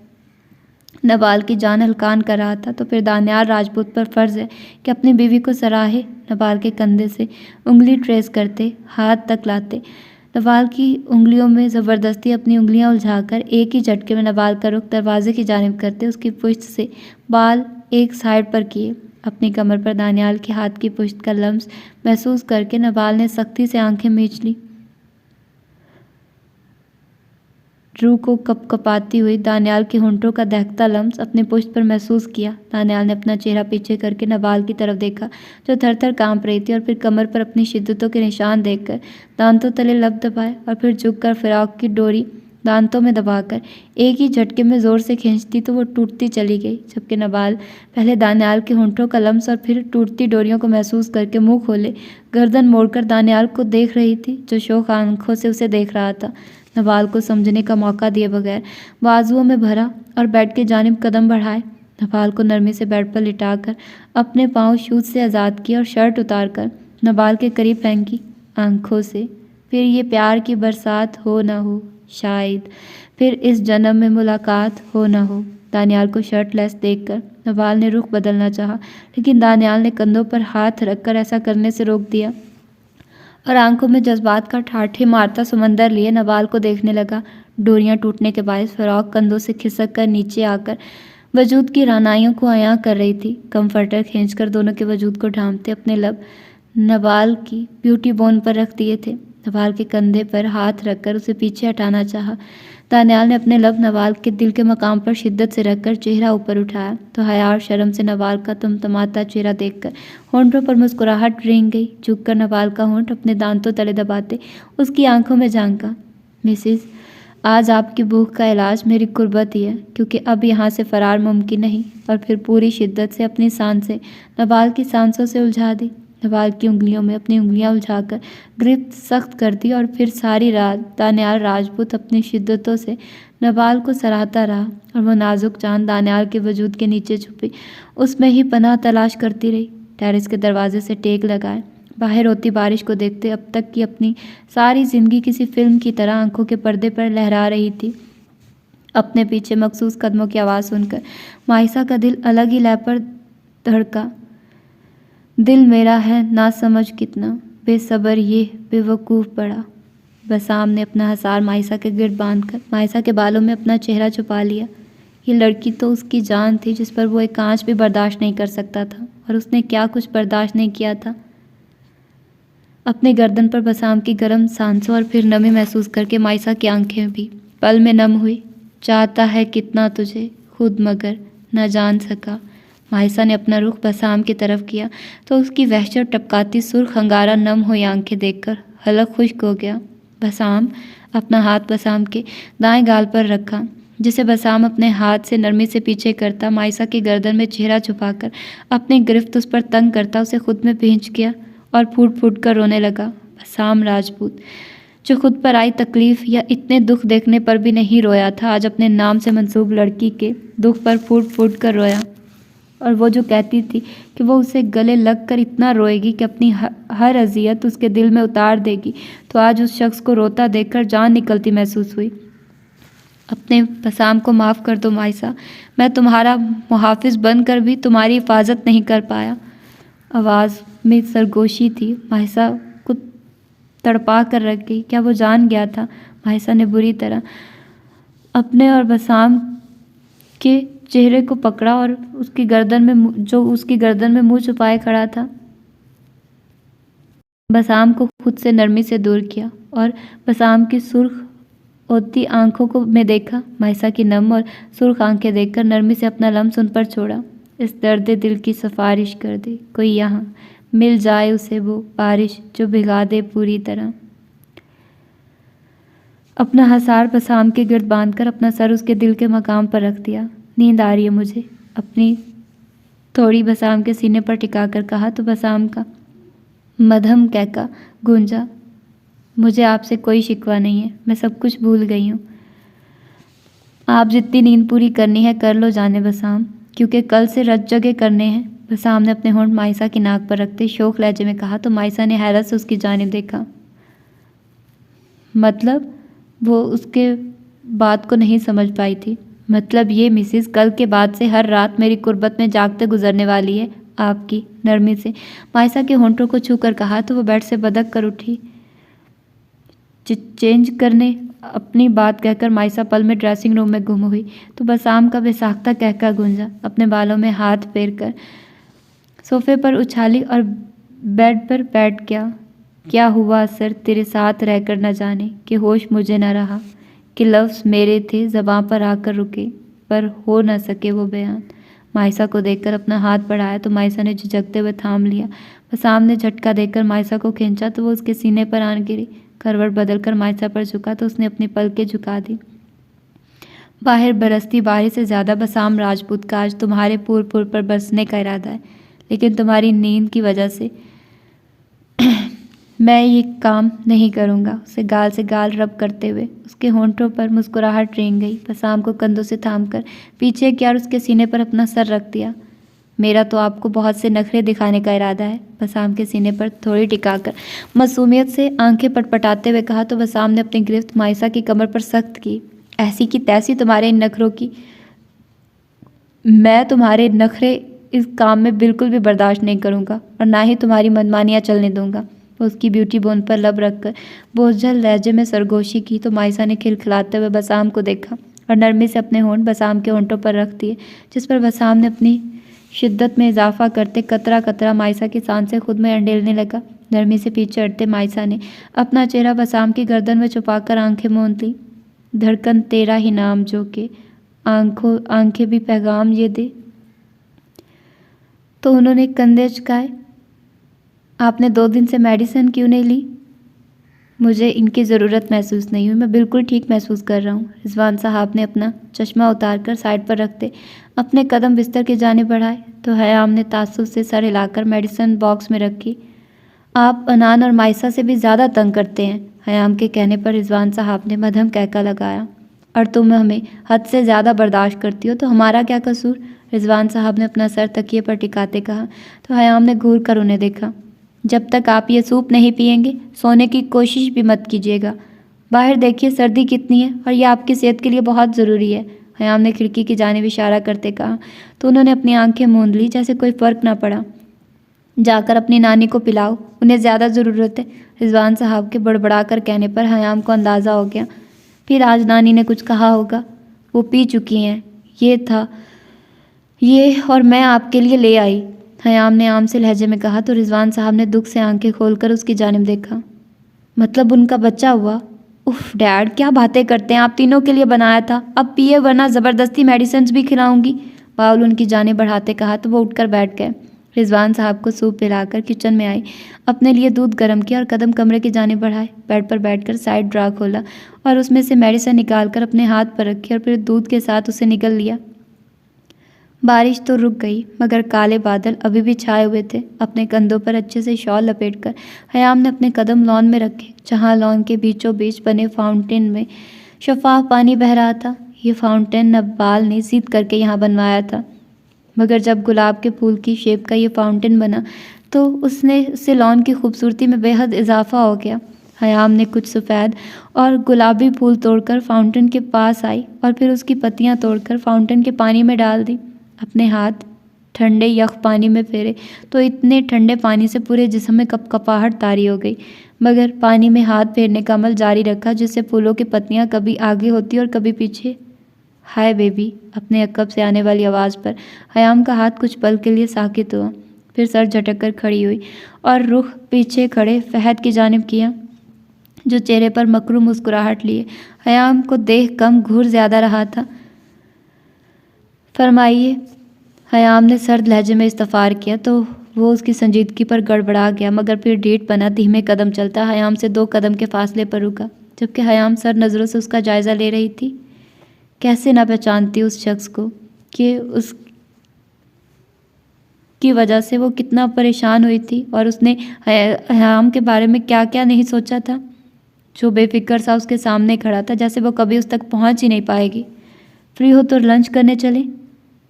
मैंने तो हसाम को भी ऑफ़र की बट उसने कहा उसे कहीं जाना है अपनी सेक्रेटरी के साथ। चेहरे पर मासूमियत सजाए वो ऐसे लहजे में कहा जैसे बहुत दुख हुआ हो हसाम के ना जाने का। वो हमेशा से ऐसे ही ऑफिस में अपने स्टाफ के साथ बिजी रहता था, फैमिली के लिए तो टाइम ही नहीं होता था। वो उसके हसाम के खिलाफ करवा रहा था। हयाम के होंठों पर तंजिया मुस्कुराहट आई। ऑफिस की जड़ों में तुम लोग जो बैठे थे तो हसाम ने तो बिजी रहना ही था ना। हयाम के तंजिया लहजे में कहने पर फहद ने नासमझी से उसकी तरफ देखा, जिस पर हयाम ने मुस्कुराकर नफ़ी में सर हिलाया।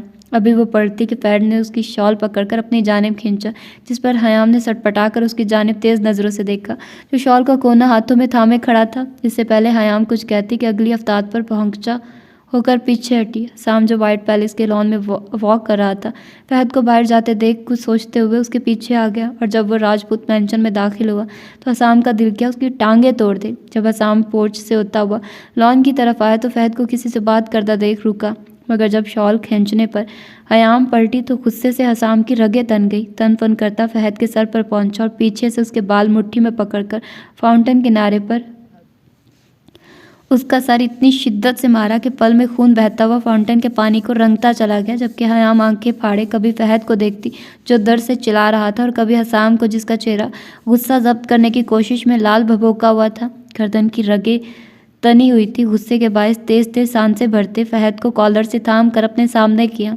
घटिया नीच इंसान, हमेशा हसाम की तरह तुम्हें छोटा भाई समझा और तुमने मेरी ही इज्जत पर गंदी नज़र रखी। फहद के चेहरे पर थप्पड़ों की बारिश करते करा कर कहा तो फहद ने छटपटाते हुए खुद को छुड़वाना चाहा। गर्दन और शर्ट सर से बहते खून से भर चुकी थी, जबकि हयाम अभी भी बेयकीनी की कैफियत में खड़ी हसाम को देख रही थी। साले, हिम्मत भी कैसे हुई मेरी बीवी की तरफ देखने की? फहद पर ठोकरों से वार करते लहजे में आग सी तपश लिए घर आकर कहा तो हयाम जैसे होश में जल्दी से हसाम की जानिब आई। छोड़िए इसे, हसाम मर जाएगा वो। फहद के कराहने पर इर्तकाज टूटा तो नरमी से हयाम का हाथ बाजू से हटाकर फहद की जानिब मुतवज्जे किया। आज ये मर ही जाए तो बेहतर है, ताकि दूसरों के लिए इबरत बन जाए कि अगर किसी ने हसाम राजपूत की इज्जत की तरफ निगाह उठाकर भी देखा तो उसका अंजाम इससे भी बदतर होगा। मैं फहद के चेहरे का नक्शा बिगाड़ते हुए कहा। तो हयाम ने अपना सर हाथों में थाम लिया और आगे बढ़कर पुष्ट से हसाम को अपने असार में लेकर पीछे की जानिब खींचा, जो जुनूनी हुए जा रहा था। हद है, उसने झुंझलाते हुए लहजे में कहा। तो हसाम उसकी जानिब पलटा और हयाम का हाथ थामकर कदम बाहर की जानिब बढ़ाए। सुनो, अंदर छोटे साहब जख्मी पड़े हैं, उठाकर उनकी वालदा माजुदा के चरणों में फेंक आओ और कहना लगाम डाले, वरना हसाम राजपूत ने डाली तो गले में फंदा ही डालेगा। गेट पर सिक्योरिटी गार्ड को देखकर कहा तो उसने अस्पात में सर हिलाया। हयाम कभी अपने हाथ को देखती तो हसाम ने थामा हुआ था, और कभी सामने सुनसान सड़क को। पता नहीं वो उसे कहाँ लेकर जा रहा था, लेकिन हयाम में पूछने की हिम्मत ही नहीं हो रही थी। अजीब सा एहसास था। आज तक वो अपनी बहनों की मुहाफिज बनती आई, उनके लिए लड़ती रही, लेकिन आज हसाम को अपना मुहाफिज बना देख अपने लिए लड़ते देखा। हयाम को खुशी के साथ अजीब सा एहसास रगों पैर में सरायत करता महसूस हुआ। इस एहसास को वो कभी कोई नाम नहीं दे पा रही थी। अचानक गाड़ी रुकने पर हयाम होश में आई और हसाम की जानिब देखा, जो कार से बाहर निकलकर हयाम की जानिब आ रहा था। दरवाज़ा खोलकर हयाम को बाहर निकालकर दरवाजे से उसकी पुष्ट टिकाकर दाएं और बाएं जानिब अपने हाथ टिका दिए, जबकि हयाम ट्रांस की कैफियत में सब देख रही थी। अपने चेहरे पर पड़ती हसाम की नरम गरम सांसें उस ठंड में बहुत भली लग रही थी, लेकिन वो नज़रें हसाम के जूतों पर टिकाए खामोश खड़ी थी, जबकि हसाम आंखों में जज्बों की आंच लिए बगौर हयाम को देख रहा था। हाथ बढ़ाकर चेहरे पर आई लिट को कान के पीछे अड़सा तो हयाम ने आंखें बंद करके हसाम के लम्स को महसूस किया, मगर नज़रें हनूज झुकी हुई थी।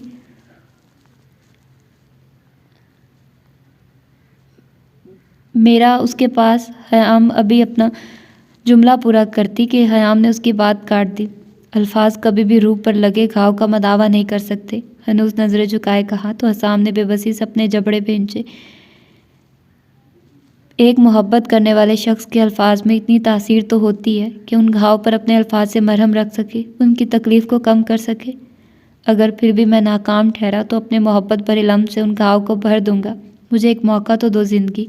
बोझल लहजे में सरगोशी करते अपना सर हयाम के सर से टिका दिया। हयाम की आंखें पल में नम हुई। नज़रें उठाकर हसाम को देखा।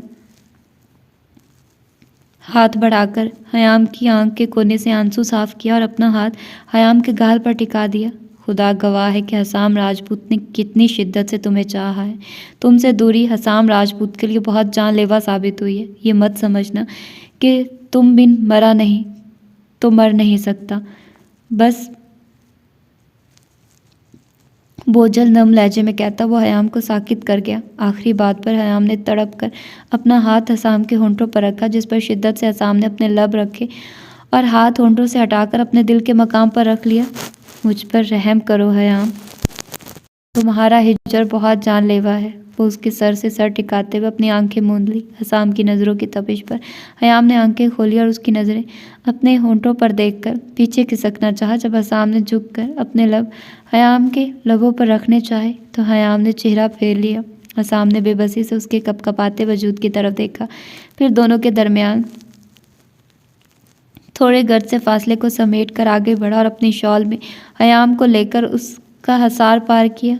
बदल गए मेरे मौसम तो यार अब आए, गमों ने चाट लिया गम गुसार अब आए। ये वक्त इस तरह रोने का तो नहीं, लेकिन मैं क्या करूं कि मेरे सोगवार अब आए। तल्ख लहजे में शेर पढ़कर हसाम की आंखों में देखा। तुम लोगों के लिए ये हिज्जर सिर्फ जानलेवा था, लेकिन मेरे लिए ये एक ऐसा जहर साबित हुआ जो मेरी रगों में मुकम्मल तौर पर रच गया, और अब हर गुजरते दिन के साथ ये मुझे पल पल मार रहा है। हसाम के सीने से सर टिकाते हुए कहा। उसने अपनी गिरफ्त में उसके गिर्द और सख्त कर दी। इस सफ़र पर सिर्फ तुम लोग एक दूसरे से दूर हुए, लेकिन मैंने अपना सब कुछ खो दिया हसाम। अपना बचपन, अपनी छोटी छोटी खुशियाँ, अपना आप, मोहब्बत, अपने जज्बात, मेरा मुकम्मल कुछ, सब कुछ ख़त्म हो गया हसाम। बताओ क्या करूँ मैं? हसाम की शर्ट मुट्ठियों में दबोचे तड़प तड़प कर रोते हुए कहा, जो अपनी रोशन आंखों से हयाम को ही देख रहा था। झुककर नरमी से हयाम के होंठों को छुआ, शिद्दत से उसे खुद में भेंच लिया। तुम यहाँ क्या कर रही हो? अपने ऑफिस में सना को देखकर हसाम ने दबे दबे लहजे में घरा कर कहा, तो वो कुर्सी से उठकर बैठ गई। तुम्हें फुर्सत से देखने का दिल कर रहा था, सोचा ऑफिस ही चली जाऊं। यहाँ तो स्टाफ के सामने अपने घर की इज्जत को बेइज्जत करके नहीं निकाल सकते ना। अपने दोनों हाथ टेबल पर टिकाकर बेशर्मी से आंख दबाकर कहा। तो बस सामने गुस्से से अपनी मुट्ठियां भींची। यह गलत फहमी भी तुम्हारी अभी दूर करता हूँ। अपनी जगह से उठते हुए सख्त नज़रों से सना को घूरते हुए कहा, जो ढिठाई से मुस्कुरा रही थी। बस सामने अपनी सख्त गिरफ्त में सना की बाजू दबोची और उसे खींचकर कुर्सी से उठाकर दरवाजे की जानिब धक्का दिया। दफ़ा हो जाओ, वरना गार्ड से कहकर धक्के देकर निकलवाऊंगा। बसाम के गरज कर कहने पर सना बेशर्मों की तरह उसकी जानिब बढ़ी, अपने दोनों हाथ बसाम के कॉलर पर रखे। उफ, तुम्हारा ये गुस्सा मुझे पागल कर रहा है। अभी बसाम उसके दोनों हाथ पकड़कर झटकता कि ऑफिस का दरवाज़ा खुलने की आवाज़ पर सामने देखा, जहां माइसा हाथ में फाइल्स थामे संजीदा नज़रों से उन दोनों को देख रही थी। ओके बॉबी, घर पर मिलते हैं, सना ने मोहब्बत से और चहकते लहजे में कहकर उसकी तरफ देखा, जबकि बसाम हक दक्सा कभी सना को देखता और कभी माइसा को। माइसा ना होती तो वो उस लड़की का दिमाग ठिकाने लगा देता। तभी सना मुस्कुराते हुए दरवाजे की जाने बढ़ी। माइसा, जो संजीदा चेहरे से सना की तरफ देख रही थी, उसके अपने पास से गुजरने पर पलटे बिना अपने दाएं हाथ से सना के बाल पीछे से पकड़कर सना को अपने सामने खींचा। अभी सना इसी अवतार पर संभल नहीं पाई थी कि माइसा ने अपने बाएं हाथ का मुक्का बनाकर उसके होंठों पर मारा, तो पल में ही सना के लिपस्टिक से सजे होठ खून से रंग गए। शौहर है वो मेरा, आइंदा उसे छूना तो दूर, उसके आसपास भी नजर आई तो जान से मार दूंगी, दर्द से तड़पती हुई सना के मुंह पर चिल्लाकर कहा और दरवाज़ा खोलकर सना को बाहर धक्का दिया और ठक से दरवाज़ा बंद किया। माइसा के इतने शदीद रद्द अमल पर बसाम मुंह खोले उसे देख रहा था कि माइसा के पलटने पर जल्दी से मुंह बंद किया और संजीदा नज़रों से उसे देखने लगा, जो बसाम की तरफ ही आ रही थी। माइसा, आई कैन एक्सप्लेन इट यार, उसने माइसा की जानिब देखकर नरम लहजे में कहा, जो टेबल पर फाइल रख रही थी। अभी बसाम कुछ समझता कि माइसा ने टेबल पर पड़ा पानी का ग्लास उठाकर बसाम के चेहरे पर फेंका। चेहरे पर पानी गिरने से बसाम एकदम से पीछे हुआ, क्योंकि उसका कोट भी पानी से भीग चुका था। अगर तुम उस जैसी घटिया लड़कों से दूर नहीं रह सकते तो मेहरबानी करके मुझे छोड़ दो, क्योंकि माइसा राजपूत को अधूरे रिश्तों से नफरत है, और अब मुझसे बात भी मत करना। गुस्से से तेज तेज सांस लेती वो एक एक लफ्ज़ पर जोर देकर बोली, तो बसाम ने अपने लब भींचे। माइसा गिलास रखती के गिलास में थोड़ा सा पानी देकर उसे भी बसाम के चेहरे पर फेंक दिया, जिस पर बसाम ने आंखें जोर से बंद की। अपना बंदा भेजकर कैसर हयात के ऑफिस में वॉइस डिवाइस लिखवा चुका हूँ, अब जो भी वहाँ बात होगी हमें पता लग जाएगी। कॉल इसलिए ट्रेस नहीं करवाई क्योंकि इस तरह से उन्हें कोई पता लग सकता है और इसमें हमको लोग रिस्क नहीं ले सकते। लैपटॉप से डिवाइस कनेक्ट करते हुए हयाम से कहा, जो कैसर हयात का सारा डेटा चेक कर रही थी।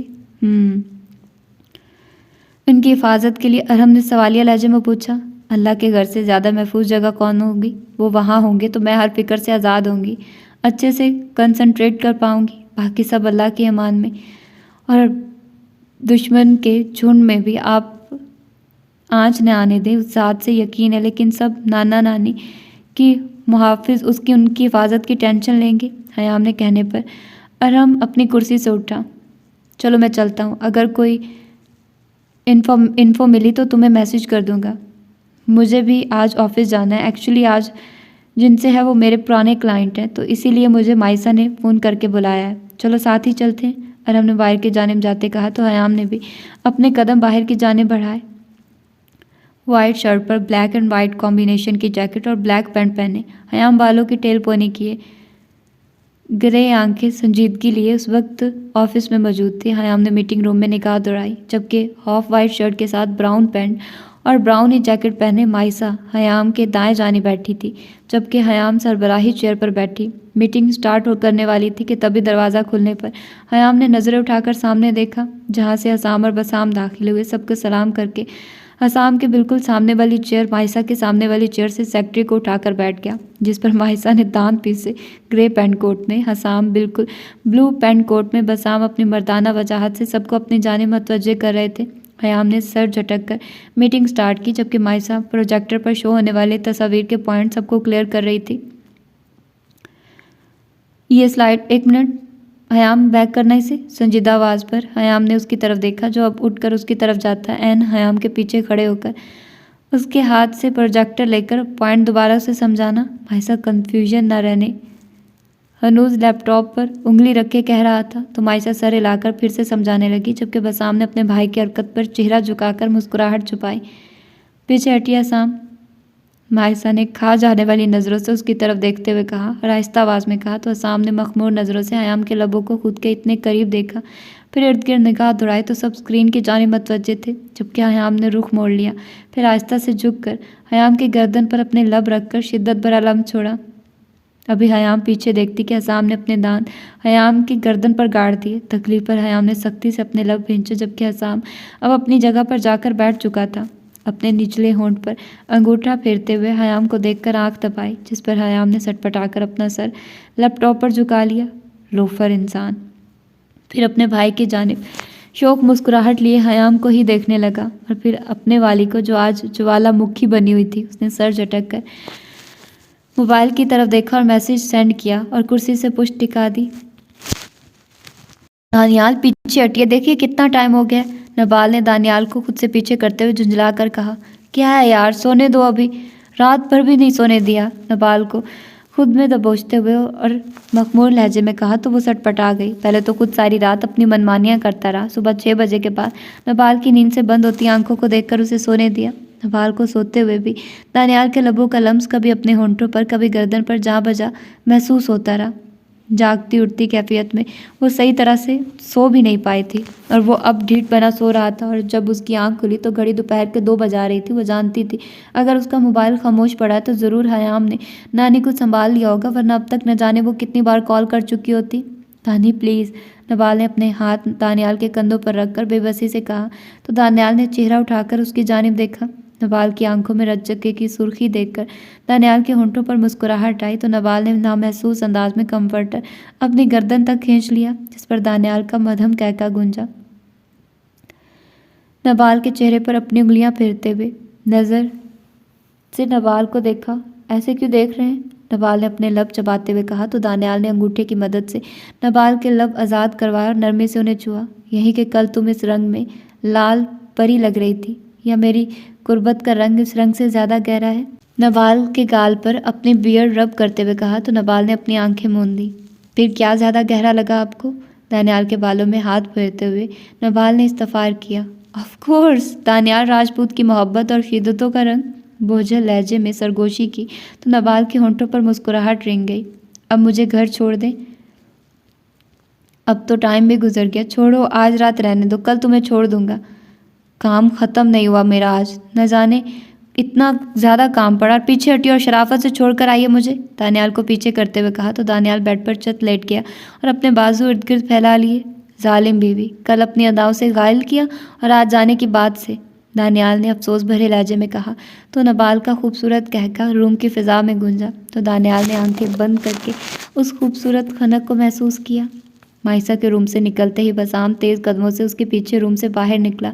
मायसा को स्टेयर्स की जानिब बढ़ते देख भी पहले की तरह बसाम उसे समझने का मौका दिए बगैर बाजू से पकड़कर लिफ्ट में दाखिल हुआ और अपने मोबाइल से किसी को मैसेज सेंड किया, जबकि मायसा आज भी उस दिन की तरह हक दक से उस अफ्ताद को समझने की कोशिश कर रही थी। बसाम को अपने सामने देख सुबह का गुस्सा फिर उद आया।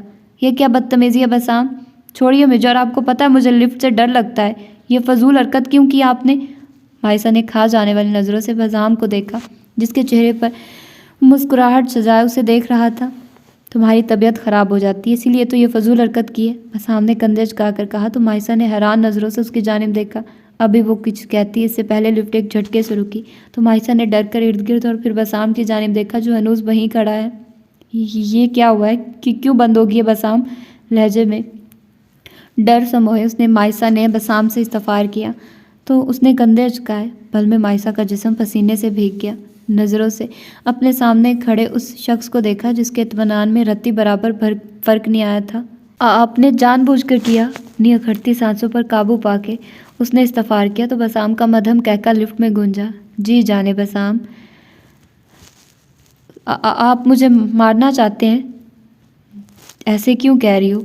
पुष्ट से मायसा को अपने असार में लेकर कहा। तो मायसा ने झटके से बसाम का असार तोड़ा, जिस पर बसाम के चेहरे पर नागवार तासुरात उभरे। लिफ्ट की दीवार से लगकर अपनी बेबसी पर रोते हुए मायसा नीचे बैठती चली गई। बैग में हाथ डालकर इन्हेलर निकालना चाहा तो बैग बिल्कुल खाली था। नम निगाहों से बसाम की जानिब देखा, जो मायसा के बिल्कुल सामने बैठ चुका था। इनहेलर तो वो मीटिंग के दौरान ही निकाल चुका था। थोड़ी देर गुजरने पर जब मायसा को एहसास हुआ कि अब सांस ना आई तो वो मर जाएगी, तो बसाम की जानिब बेबसी से देखा। मायसा ने नम निगाहों से बसाम को देखा। अपनी बेबसी पर फूट फूट कर रोने का दिल चाहा। आंखें बंद करके खुद पर झुके, बसाम के बालों में हाथ डालकर खुद पर झुकाना चाहा तो बसाम ने अपना चेहरा पीछे कर लिया, जिस पर मायसा ने हैरानगी से, दुख तकलीफ से उसकी जानिब देखा। पहले ये कहो मायसा राजपूत कि तुम कभी मुझसे नाराज़ नहीं होगी। अगर नाराज़ हुई भी तो तुम मुझसे दूर नहीं जाओगी, तुम मुझे अपनी कुर्बत से दूर नहीं करोगी। कहो कि तुम्हारी हर आती जाती सांस पर बसाम राजपूत का हक है। कहो कि तुम्हारे वजूद पर, तुम्हारे दिल पर और तुम्हारी सांसों पर हुक्मरानी करने का हक सिर्फ और सिर्फ बसाम राजपूत का है, क्योंकि अब तुम्हारी सांसों में मेरी सांसें भी शामिल हो चुकी हैं। एक एक लफ्ज़ पर जोर देकर कहता वो मायसा को दंग कर गया, लेकिन मायसा ने कहने की बजाय बसाम को खुद पर झुकाकर उसकी सांसों में अपनी सांसें उलझा दी, जबकि बसाम ने मायसा की कमर में हाथ डालकर उसे खुद पर गिरा लिया और खुद लिफ्ट की दीवार से अपनी पुष्ट टिका दी। बसाम की सांसों को कतरा कतरा खुद में अंडेलकर मायसा ने अपनी अखड़ती सांसों को हमवार किया और आखिर में बसाम के होंठ पर जोर से अपने दांत गाड़ दिए। अभी बसाम अपना बदला लेता कि मायसा झटके से पीछे हटी। मेरा तो दिल कर रहा है आपको जान से मार दूं बसाम, मायसा ने चिल्लाकर कहा। तो बसाम ने अपनी गिरफ्त मायसा की कमर पर सख्त कर दी। मेरा भी यही दिल चाह रहा था कि तुम्हें जान से मार दूं जब तुम बिला वजह मुझसे नाराज़ हुई, दबे दबे लहजे में घरा कर कहा। तो मायसा ने ताज्जुब से उस शख्स को देखा। मायसा को इस वक्त बसाम एक जुनूनी लगा। इंसान की तरह नहीं मना सकते थे। मायसा ने सर झटककर खूनख्वार नज़रों से बसाम को देखा, जो बिला वजह में नाराज़गी दिखा रहा था।